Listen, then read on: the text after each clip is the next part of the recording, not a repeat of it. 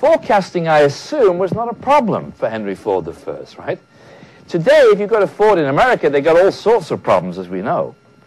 But one of their problems is their massive proliferation in terms of their range of products and all the different variants on offer. Not just different colors, but different engine sizes, different entertainment systems. You name it, you can have it. Apparently, if you look at last year's, and I happened to see this statistic recently, this will be 2007. If you look at all the variants of Ford in North America, and you look at the total sales, they sold, even in these difficult times, they sold quite a lot of cars in total. But if you divide that by the number of variants, the average sale per variant is less than 200 a year, right?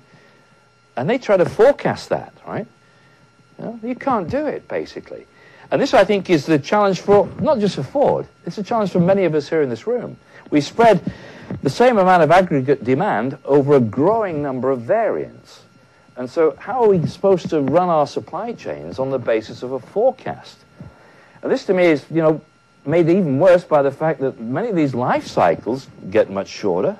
Right? Every year, it seems that we have to accelerate the rate of product development and introduction.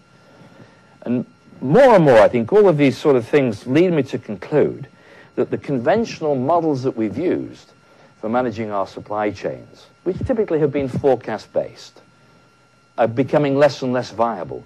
And the more turbulence we see around us, I think the more that statement is going to be true. In fact, if we look at the whole sort of issue of supply chain risk and supply chain vulnerability, it's an area that concerns more and more of us today. You could almost write a PhD thesis on why our supply chain's more vulnerable. In fact, I'm sure somebody somewhere is actually writing a thesis on this subject. I'm a little bit hesitant to make the first point, given that Stefan, in his earlier production, made something of the fact that Carlsberg was going lean, right? And here I am saying, well, actually, lean possibly has the potential for extending, the sort of risk. Okay, I guess it depends on how far down the lean road we go. There's nothing wrong with lean. In fact, in these hard-pressed times, lean has certain attractions. However, I would argue there's only a sort of limited dividing line, a narrow dividing line between lean and anorexia nervosa, because I think in many instances, companies who've stripped out all that sort of slack, there is no slack, right? There's nothing to fall back on. Clearly if things go wrong and we have no additional capacity, we have no means of accessing inventory quickly, okay, how are we supposed to meet the demands of these customers I was describing earlier? Particularly when we also recognize, as I highlighted, the fact that moving offshore possibly and more than likely has extended that end-to-end lead time. The response times are longer in many instances today. It's one of the paradoxes, actually, of modern logistics that, we've been talking about just-in-time for years, and we've been talking about time compression for years. And actually, for many of us, not for everyone, but for many of us, total pipeline times have got longer. If we include in that the time it actually takes to replenish product, materials, whatever it may be.